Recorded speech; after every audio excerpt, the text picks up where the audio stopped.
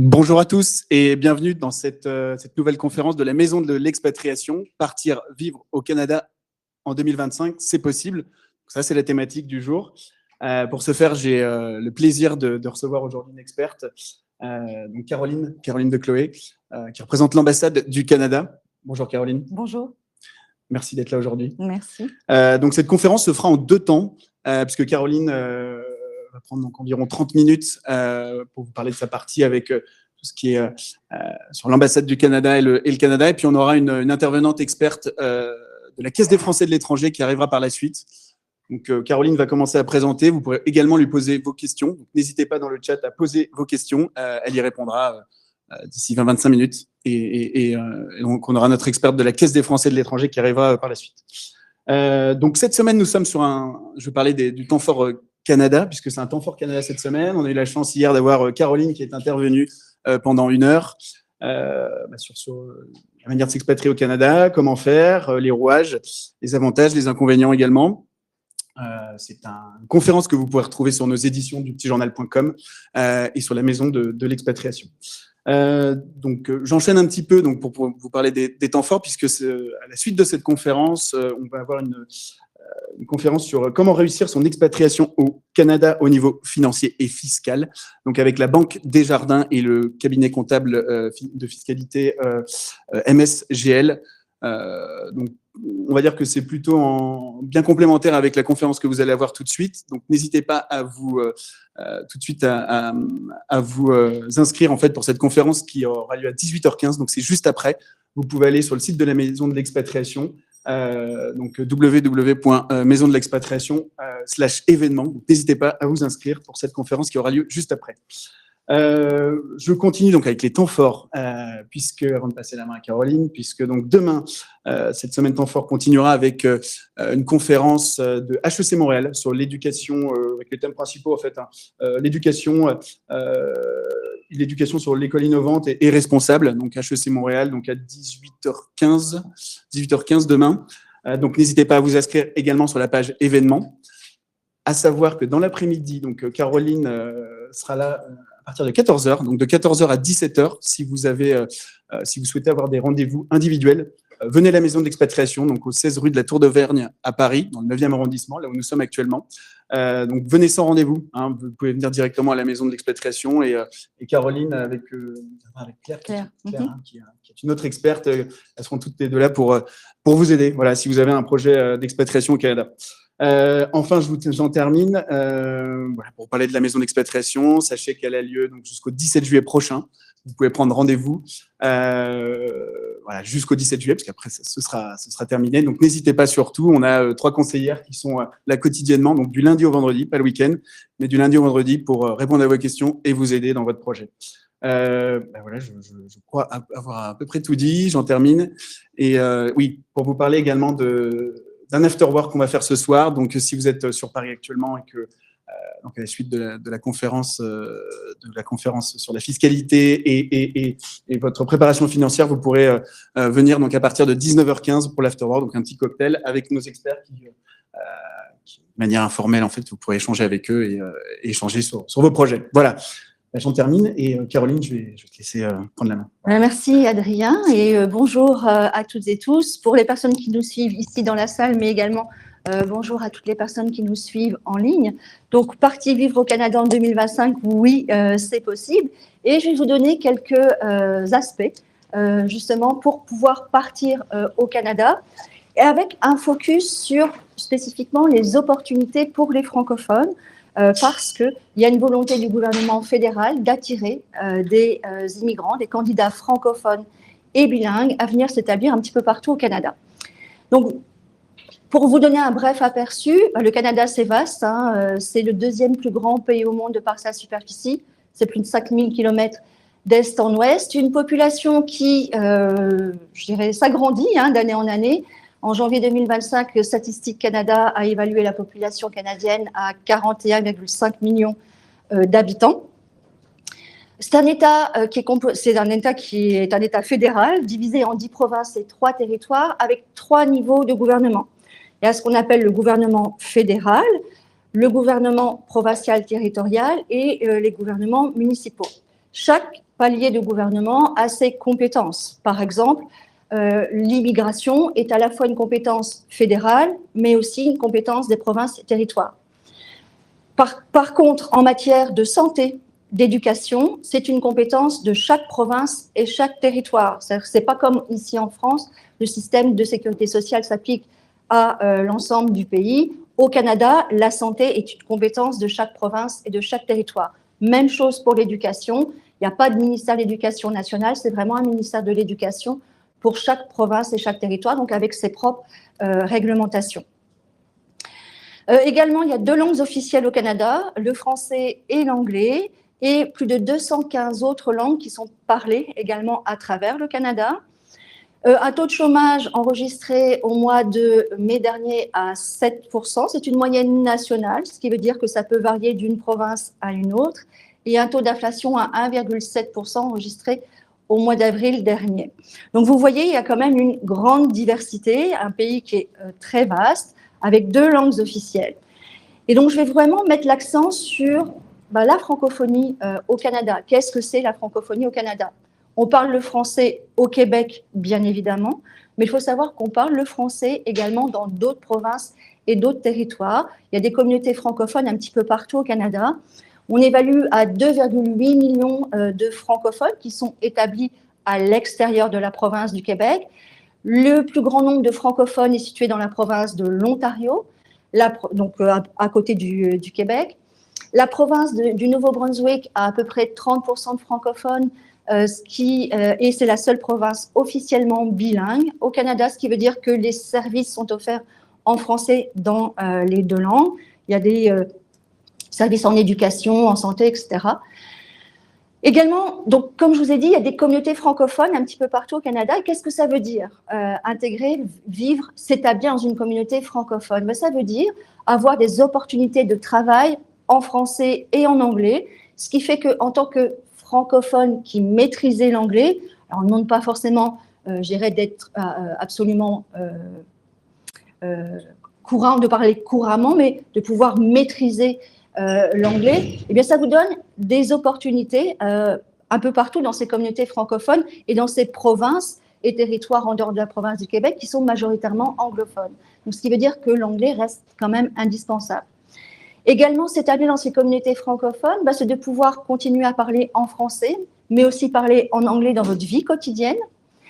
C'est aussi pouvoir bénéficier de fréquenter des écoles de langue française, c'est pouvoir bénéficier de services communautaires, de soins de santé, de services de garderie en français. Donc, vraiment avoir l'opportunité de continuer à vivre en français, même si, le reste du temps, vous aurez à parler en anglais.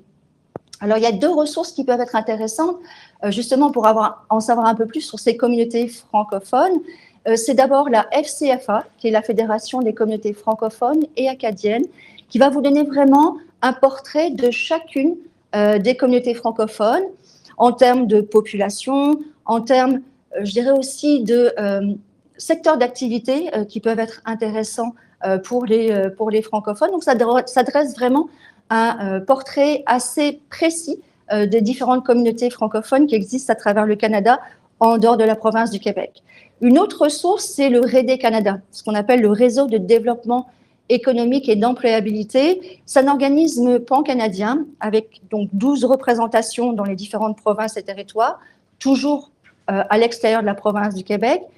Et cet organisme est dédié à l'employabilité des francophones qui viennent s'établir dans les autres provinces et territoires que le Québec. Donc là aussi, c'est un moyen d'avoir de l'information sur le marché du travail, quelles sont les opportunités dans mon secteur d'activité, dans telle province ou tel territoire. Donc c'est vraiment ce sont 2 ressources qui vont pouvoir vous donner de l'information sur vos opportunités en tant que francophone à l'extérieur de la province du Québec.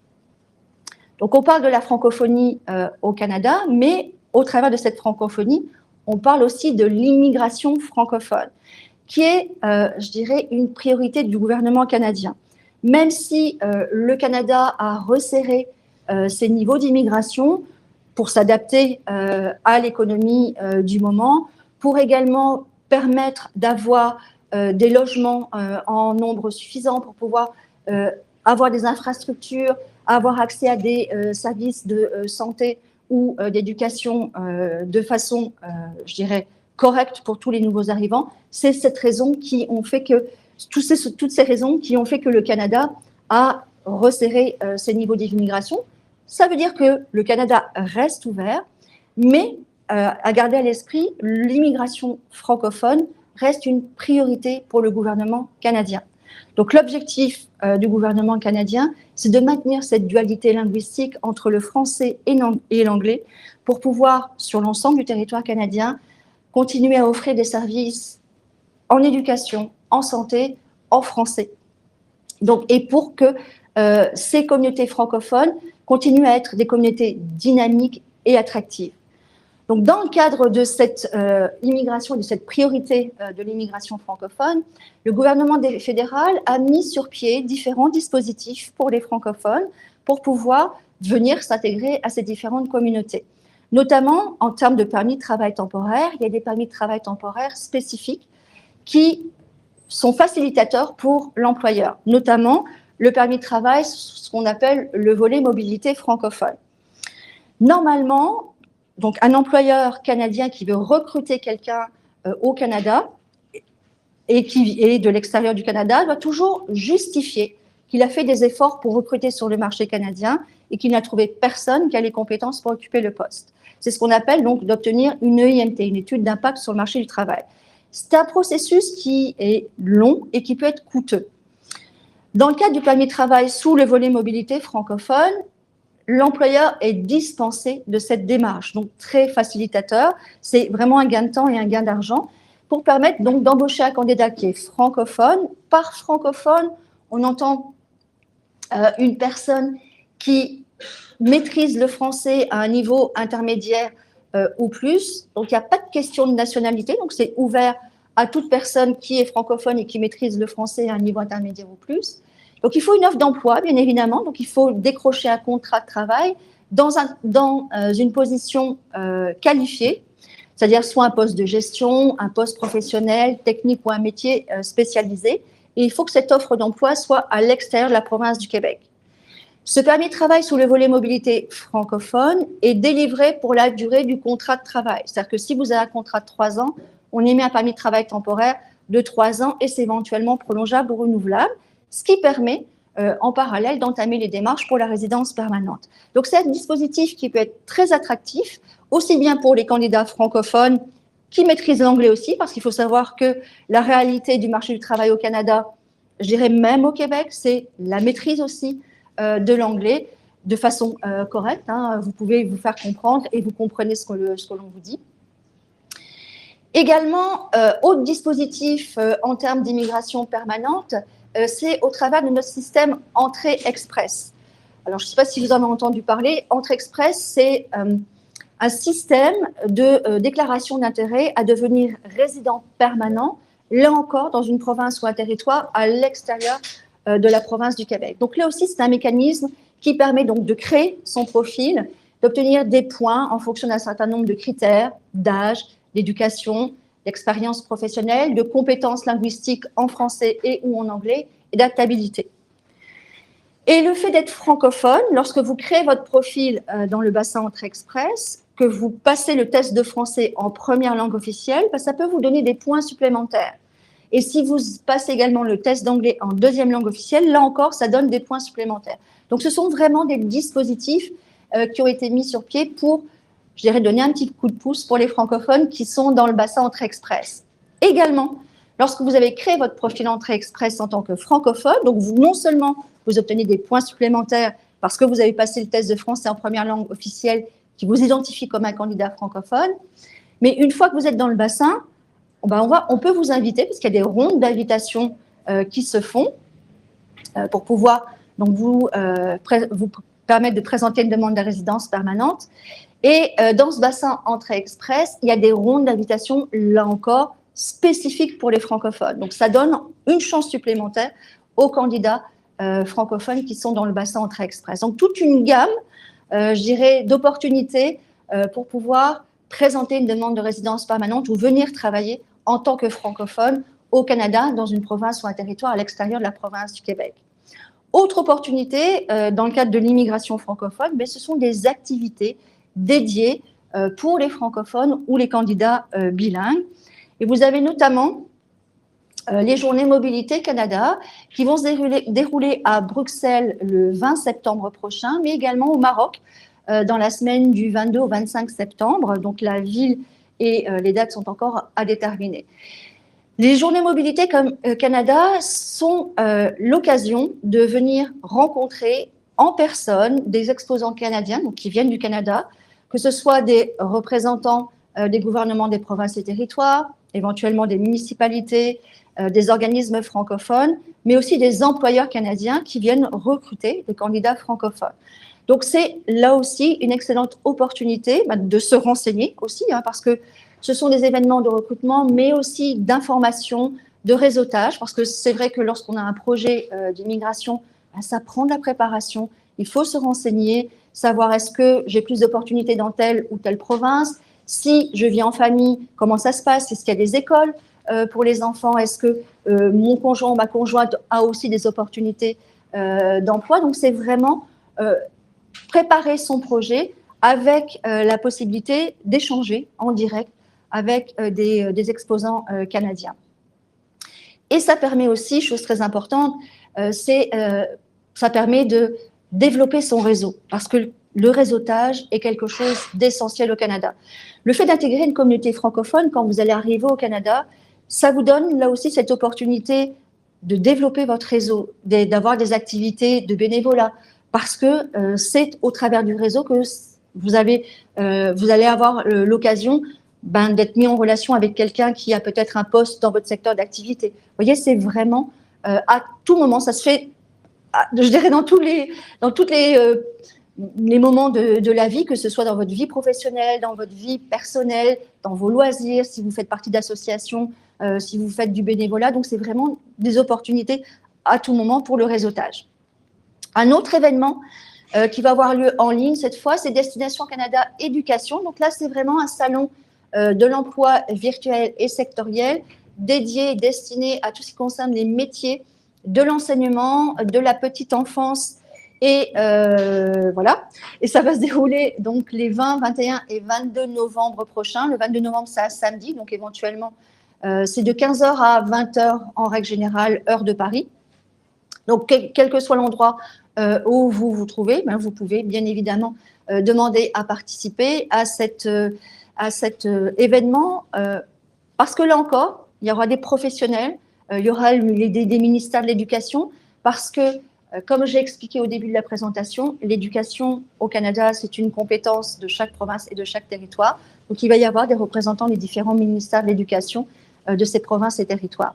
Et enfin, notre activité phare, qui est Destination Canada Forum Mobilité, qui est un événement, je dirais, hybride. Ça va se dérouler à la fois en virtuel, donc ce sera les 2, 3 et 4 février 2026. Ça va se dérouler également à Tunis dans la semaine du 9 février et à Paris le 14 février 2026, ça samedi. Donc là encore, ça vous donne l'opportunité de venir à la rencontre de tous ces acteurs de la francophonie canadienne, de tous ces acteurs qui vont pouvoir vous aider à créer votre réseau, à vous informer, à vous permettre également de décrocher un emploi. Donc, vous avez toute l'information sur le lien qui figure sur cette diapo. Donc, c'est à peu près tout. J'ai couvert, je pense, quelques informations. Donc, là encore, pour tout ce qui concerne l'immigration. Ce que je voulais également mentionner, j'ai oublié de vous dire dans les activités, je vais revenir juste à la diapo précédente. Je vous ai parlé d'un salon de l'éducation petite enfance en ligne au mois de novembre, mais le 9 juillet prochain, la province du Nouveau-Brunswick va se déplacer à Paris et on va faire une session d'information au Centre culturel canadien en matinée avec des représentants non seulement du ministère de l'Éducation et Développement de la petite enfance, mais aussi avec le ministère de la Santé et le ministère de l'Immigration du Nouveau-Brunswick. Donc, seront présents pour une session d'information. Donc, si vous êtes dans ce secteur-là ou si vous connaissez des personnes dans ce secteur-là, ça peut être une belle occasion de participer. Donc, vous pouvez Également, l'après-midi du 9 juillet, on sera présent ici, à la Maison de l'Expatriation. Donc là encore, si vous êtes intéressé à venir rencontrer des représentants de la province du Nouveau-Brunswick, vous êtes les bienvenus pour pouvoir échanger avec nous, mais aussi avec ces représentants de la province du Nouveau-Brunswick. Parfait. Merci beaucoup, Caroline. Merci pour ton intervention. On va passer aux questions avant de poursuivre derrière sur les questions de protection sociale avec Rachida qui va entrer en scène derrière sur toutes les questions de la Caisse des Français de l'étranger. Orlane, je te laisse peut-être poser des questions. Les questions étaient surtout en termes par rapport au visa, la mobilité francophone. Il y a des personnes qui nous disent chercher un travail depuis un certain temps. Et se heurter au fait que les recruteurs veulent déjà voir un visa valide avant de pouvoir commencer un processus de recrutement avec les candidats. Donc, qu'est-ce qu'on pourrait leur conseiller? Alors, qu'est-ce qu'on peut leur conseiller? Alors, je dirais il y a plusieurs éléments. Il y a cette possibilité également d'aller sur le site de Guichet Emploi. Il y a l'adresse qui figure. Guichet Emploi, c'est un peu le site, c'est un site officiel du gouvernement canadien qui regroupe toutes les offres d'emploi qui sont postées par les employeurs canadiens. Et il y a une page dédiée aux offres d'emploi qui sont postées par les employeurs pour les candidats qui se trouvent à l'extérieur du Canada. Donc, normalement, les employeurs sont conscients qu'il y a des démarches d'immigration puisqu'ils sont censés pouvoir recevoir des candidatures de personnes qui viennent de l'extérieur du Canada. Donc, ça, c'est une chose. C'est un guichet emploi, c'est vraiment un outil qui va leur permettre éventuellement de pouvoir contacter des employeurs sur cette page dédiée aux offres d'emploi pour les candidats à l'extérieur du Canada. Deuxième chose, quand vous faites une démarche, que ce soit une candidature spontanée ou si vous répondez à une offre d'un employeur, n'hésitez pas à mentionner sur votre CV ou votre lettre de motivation que vous êtes éligible à un permis de travail, par exemple, sous le volet mobilité francophone, et éventuellement même à mettre le lien qui figure sur le site d'IRCC, Immigration, Réfugiés, Citoyenneté Canada, pour pouvoir aiguiller davantage l'employeur. Ça peut être aussi, si vous détenez un PVT, un permis vacances-travail, c'est aussi intéressant de le mentionner. Il faut savoir que les employeurs canadiens ne sont pas au fait de tous les programmes d'immigration. Et parfois, ils pensent, si vous venez avec votre permis de travail, mais il faut être conscient que la plupart du temps, pour obtenir un permis de travail, il faut d'abord avoir l'offre d'emploi. Donc, c'est toujours l'histoire de la poule et l'œuf, hein, mais là, c'est vraiment le contrat de travail qui va générer la délivrance du permis de travail. Donc, mentionnez sur le CV ou la lettre de motivation que vous êtes éligible à tel ou tel programme d'immigration. Ça peut aider l'employeur. Déjà, ça va lui permettre de ne pas avoir à chercher sous quel programme il pourrait vous embaucher. Et ça démontre aussi votre connaissance des programmes d'immigration, votre préparation à votre recherche d'emploi et votre intérêt aussi pour le poste. Donc, ça peut inciter l'employeur justement à poursuivre le processus de recrutement. Et le troisième point, c'est participer aussi à nos activités, que ce soit les journées Mobilité Canada, Destination Canada, éducation si vous êtes dans le secteur éducation petite enfance ou participer à Destination Canada Forum Mobilité. Ça peut être intéressant également de vous inscrire à notre infolettre parce que là, ça vous permet là aussi de voir quelles sont les activités qu'on organise auxquelles on participe et de pouvoir éventuellement participer à une webconférence ou à une autre activité parce qu'on est aussi présent sur d'autres salons en France. Ok, merci beaucoup. Une question aussi qui a été soulevée, est-ce qu'il existe un visa recherche-emploi ou pas du tout? Alors, quand vous avez l'intention de venir travailler au Canada, lorsque vous arrivez sur le territoire canadien, vous avez votre permis de travail en main. C'est-à-dire que vous ne venez pas au Canada en tant que visiteur pour chercher de l'emploi. Ça ne va pas fonctionner. Il faut vraiment obtenir son contrat de travail et son permis de travail avant de venir au Canada. Est-ce que ça répond à la question? Oui, je pense, oui. Alors après, il y a plein de messages qui arrivent, les uns après les autres. Est-ce que dans la salle, vous avez des questions? Question aussi, est-ce qu'on peut postuler à plusieurs programmes d'immigration en même temps? Alors, on peut effectivement, par exemple, obtenir un permis de travail sous le volet mobilité francophone et en parallèle, entamer les démarches pour Entrée Express. On peut créer son profil Entrée Express en autant qu'on répond bien évidemment aux critères. Rien n'empêche d'avoir un permis d'études ou un permis de travail et en parallèle d'avoir créé un profil Entrée Express. Il y avait aussi une question, mais je pense que c'est le cas. Est-ce qu'il faut une visite médicale dans le cadre d'une démarche ? Est-ce qu'il faut une visite médicale ? Si vous travaillez dans le domaine de la santé ou dans le domaine de l'éducation, oui, vous devrez passer une visite médicale pour obtenir votre permis de travail temporaire. Dans le cas d'une démarche de résidence permanente, là aussi, vous aurez une visite médicale à passer, vous et chaque membre de la famille qui va vous accompagner. Ok, très bien, merci. On a peut-être des questions aussi dans la salle ? Oui, vous avez une question ? Peut-être une question comme ça que tout le monde peut l'entendre. Oui, bonjour. Bonjour. J'aurais voulu savoir, le 5 juin, le gouvernement canadien et québécois ont arrêté toute l'immigration, c'est-à-dire les PVT, le PEC. Alors, le PVT, Le c'est PVT, autre c'est à chose. part, Non, mais, le PVT, ça fait partie de l'Expérience internationale Canada. Et là, ça fonctionne toujours. Hein. Vous pouvez créer votre profil. C'est des rondes d'invitation, tirage au sort. Le programme, enfin, la saison 2025 n'est pas encore fermée. Pour ce qui concerne le Québec, ils ont mis une pause, mais ils ont dit qu'ils allaient recommencer tranquillement à reprendre au mois de juillet 2025. Donc, pour le moment, ils sont en pause, mais ça va reprendre tranquillement. Et là, c'est vraiment à voir avec le site du ministère de l'Immigration du Québec. D'accord, merci.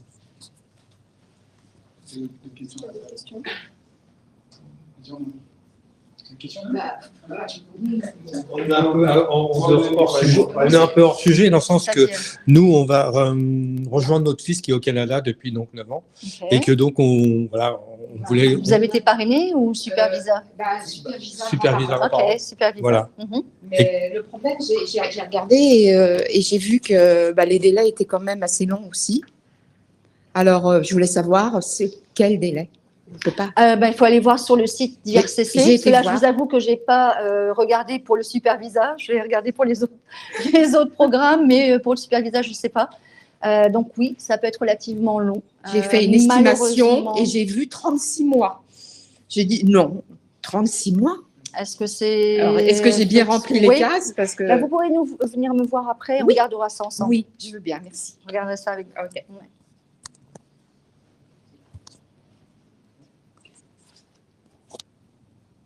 Je crois que c'est bon au niveau des questions. Merci beaucoup, Caroline. Et écoutez, si vous avez d'autres questions, les internautes ou les personnes présentes, sachez que vous pouvez venir donc demain entre 14h et 17h, parce que Caroline sera là avec une autre experte de l'ambassade du Canada pour répondre à vos questions.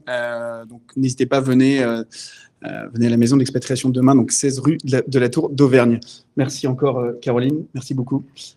Et je vais passer la main du coup à Rachida Kassi, donc représentante de la Caisse des Français de l'étranger de la CFE. Allez. Bonjour Rachida. Bonjour. Je vais lui donner la main. Et donc Rachida va vous faire une présentation de 20-25 minutes, et puis après on aura des questions aussi. Vous pouvez poser vos questions dans le chat et Rachida y répondra aussi dans le public, pareillement. Voilà. Rachida, je te laisse la main. Merci beaucoup. Je vais essayer de l'accrocher. Vous allez me dire si… Non, vous préférez que je le tienne? Ok, pas de souci. Très bien. Donc, bonjour à tous. Merci d'être présents. Merci au Petit Journal de me laisser l'opportunité de parler de protection sociale et plus précisément de sécurité sociale ou plus généralement de la santé ce soir. C'est bon, j'ai la… au sujet du Canada. Alors, juste en introduction, ce qu'il faut savoir, c'est qu'à partir du moment où vous quittez le territoire français de manière définitive, ou à partir du moment où vous déclarez une résidence principale à l'étranger, vous perdez vos droits à la sécurité sociale française.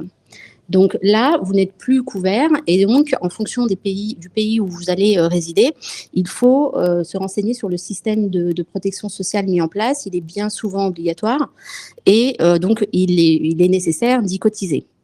Cependant, le fait de cotiser donc dans ce système en place vous coupe donc de vos droits en France, c'est-à-dire que vous n'avez plus le pendant.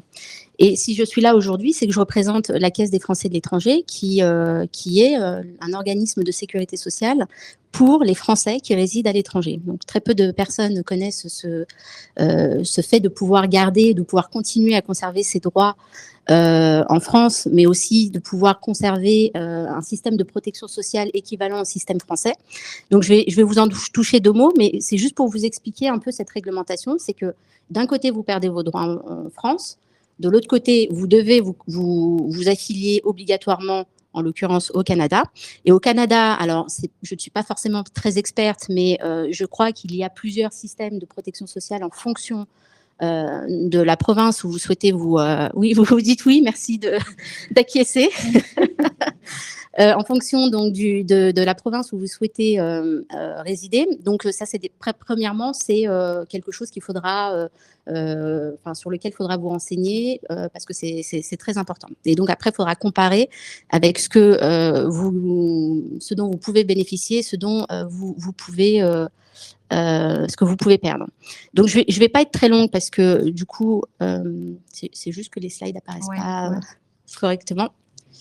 Je vais poursuivre. Donc, je disais, donc, la Caisse des Français de l'étranger, c'est un organisme de sécurité sociale qui a été créé il y a un peu plus de 40 ans, à la base pour accompagner les entreprises qui expatriaient des Français dans leurs filiales à l'étranger. Et puis, l'expatriation ayant changé, aujourd'hui, en fait, on parle plus de Français qui vont s'installer à l'étranger plutôt que d'expatriés en tant que tels. Parce que quand on parle d'expatriés, il peut y avoir plusieurs notions. On peut être expatrié au sens du droit du travail. Donc, on est expatrié de son entreprise française pour travailler dans la filiale à l'étranger.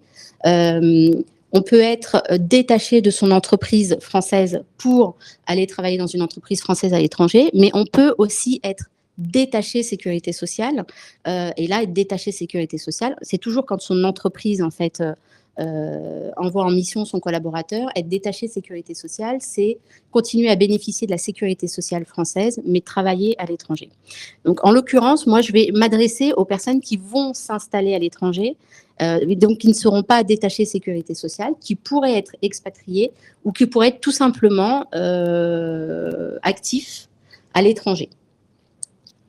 Donc, pour continuer donc, sur la CFE, donc la Caisse des Français de l'étranger, donc on est régi par un conseil d'administration de 21 membres qui sont pour la plupart tous des résidents à l'étranger. Donc, on a régulièrement des retours, des inputs de nos administrateurs qui nous disent attention, ça évolue et essayez d'évoluer avec ce monde de l'expatriation.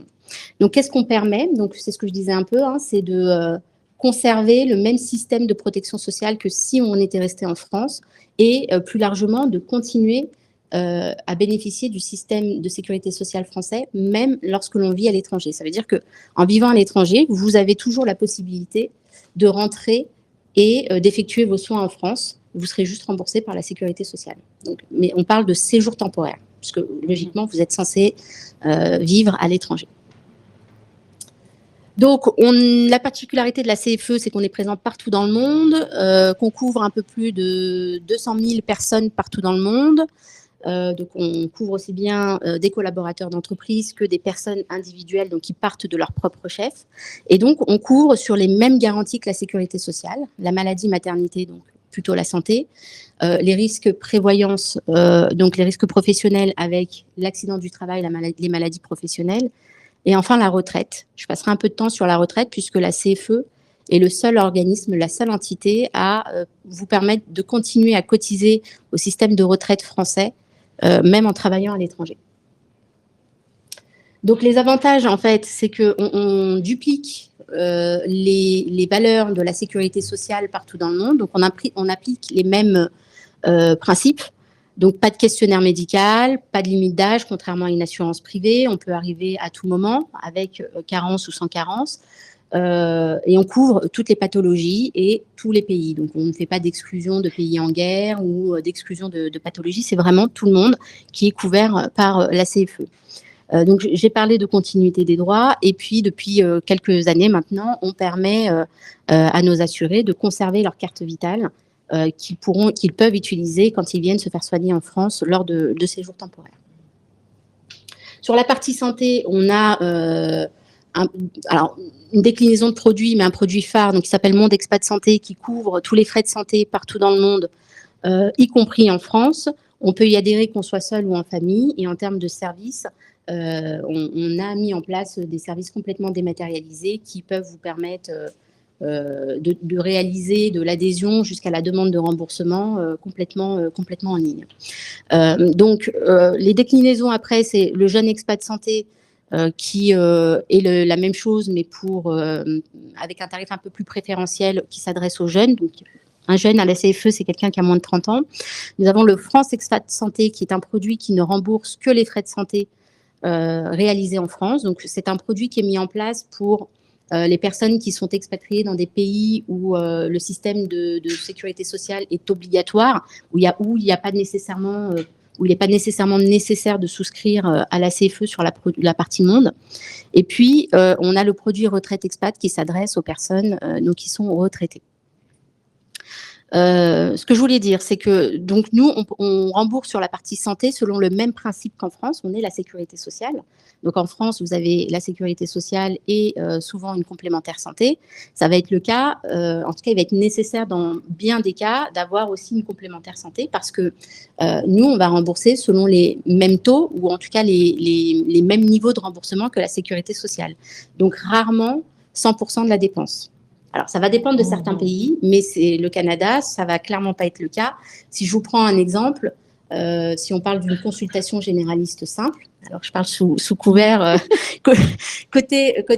en France, le tarif conventionné sécurité sociale, c'est 28 €. Donc, on ne va pas nécessairement payer 28 € auprès de son médecin, mais c'est sur ces 28 €, la sécurité sociale va rembourser 18,55 €. Donc, partout dans le monde, nous, un remboursement d'une consultation généraliste sera de 18,55 €. Et au Canada, de ce que j'ai pu voir, en moyenne, le remboursement, le prix d'une consultation est en moyenne de 75 € en moyenne.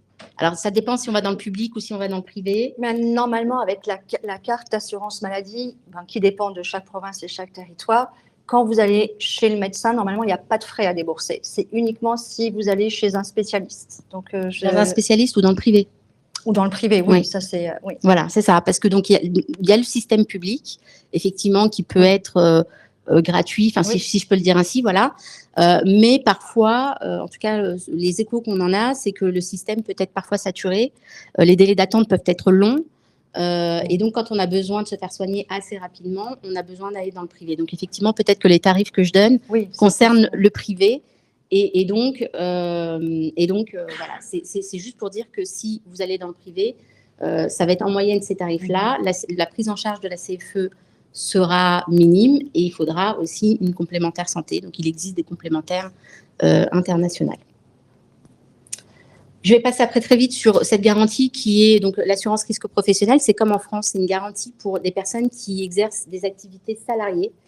Donc, c'est comme en France, l'employeur souscrit à cette garantie. Donc, ça permet de venir indemniser le collaborateur en cas d'arrêt de travail lié à un accident de travail ou à une maladie professionnelle. Donc, c'est pour compenser une perte de salaire. Et tous les soins réalisés en lien avec cet accident de travail ou cette maladie professionnelle sont pris en charge à 100% du tarif français. Donc, il peut y avoir, en fonction des niveaux de coûts de santé partout dans le monde, des différences donc, de prise en charge par rapport au remboursement santé.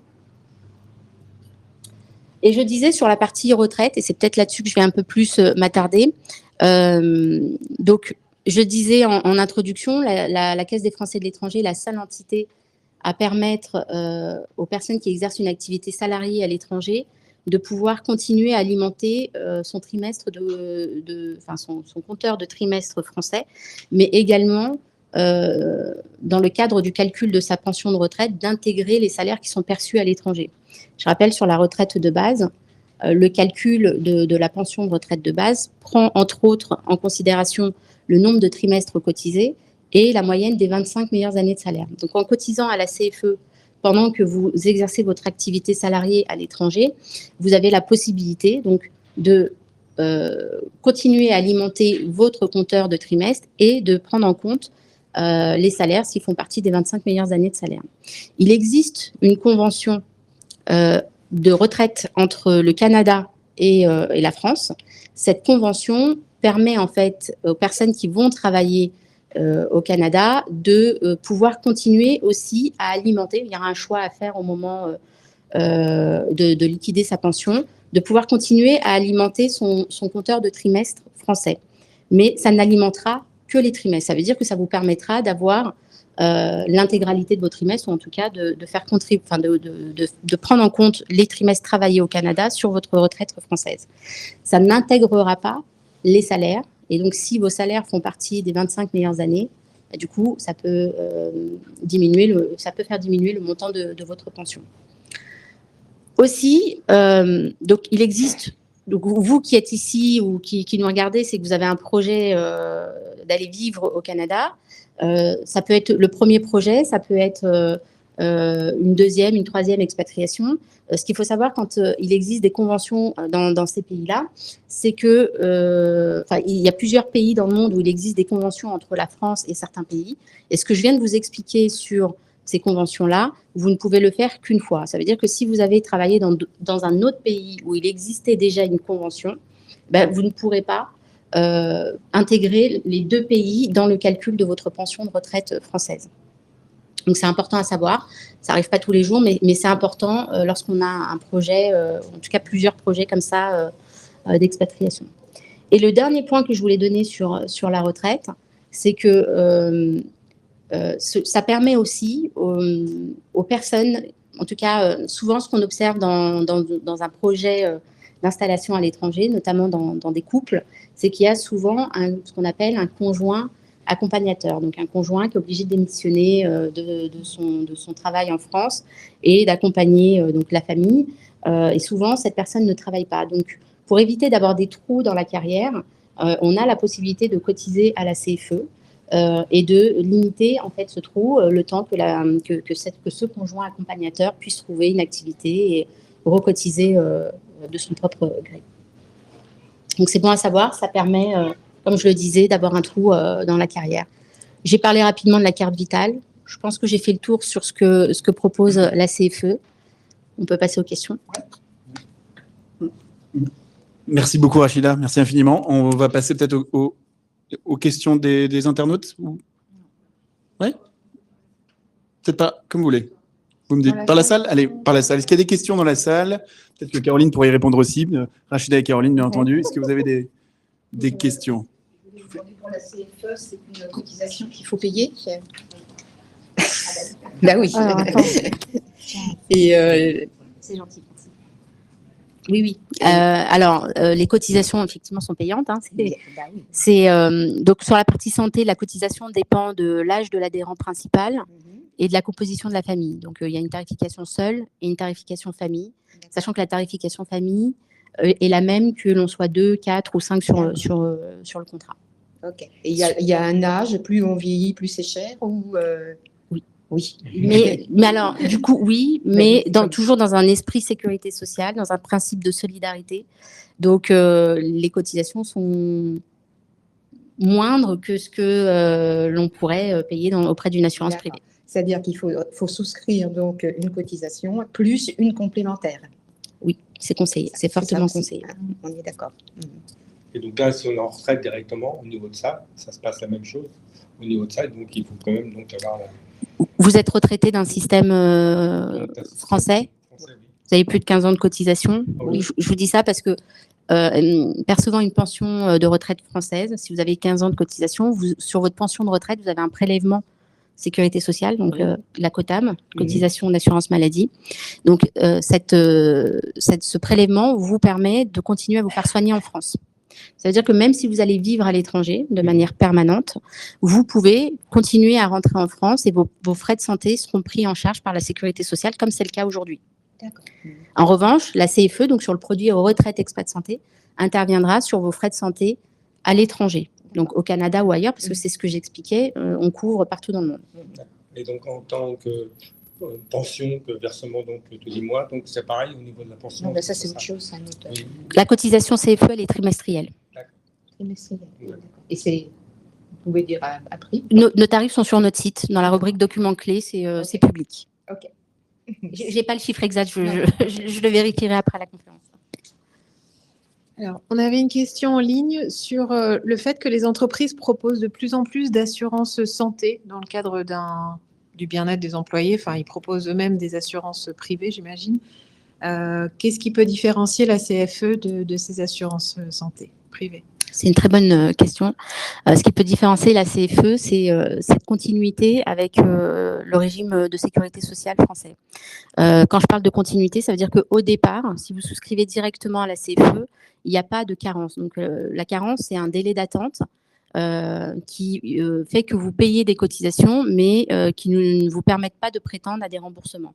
Donc, la carence à la CFE, elle est de 3 ou 6 mois, et c'est pour les personnes qui n'adhèrent pas dans la continuité du régime français. Donc, c'est des personnes qui adhèrent après 3 mois, après le délai de 3 mois. Quand je parle de continuité, donc c'est au départ, ça veut dire que les personnes qui souscrivent à la CFE, donc sans cette carence, sont pris en charge dès le premier jour de leur adhésion. Donc, on reprend l'historique. Il y a également, en ce qui concerne les affections longue durée, donc les maladies de longue durée qui sont prises en charge à 100% en France, sont également reprises par la CFE. L'assurance privée va bien souvent les exclure, ces pathologies-là, il ne va pas les rembourser. Étant organisme de sécurité sociale, on est aussi en capacité de monter des dossiers d'ALD. Alors, ça se fait avec le médecin traitant. Et puis, après, ça va être un peu plus technique, mais il y a des informations sur notre site. Je vais en dire quelques mots. Ça peut aller jusqu'à l'invalidité quand on a une maladie longue qui nous oblige à ne pas travailler et pour lequel il y a des arrêts de travail. La CFE est en capacité, au bout de 2 ans, de monter des dossiers d'invalidité et donc de verser une pension d'invalidité à nos assurés. Et cette pension d'invalidité est versée jusqu'à la retraite, qu'importe ce que fait l'assuré. Donc, il peut décider de rentrer en France, c'est la CFE qui continuera à verser cette invalidité. Après, sur des arrêts de travail, si l'arrêt de travail, alors là, on va parler de personnes qui vont exercer des activités à l'étranger. Si les personnes décident de rentrer en France parce que finalement, c'est trop compliqué de gérer sa maladie à l'étranger, la CFE va appliquer un maintien de droit de 3 mois. Alors ça, c'est aussi vrai pour la santé, sur la partie santé. On va appliquer un maintien de droit de 3 mois, donc pendant 3 mois. Parce qu'il faut savoir que quand vous allez revenir en France, vous n'allez pas nécessairement être repris directement par la sécurité sociale. Il y a un délai d'attente qui peut être de 3 mois, sauf si vous reprenez immédiatement une activité salariée. Mais si vous ne reprenez pas immédiatement une activité salariée, vous avez ce délai d'attente.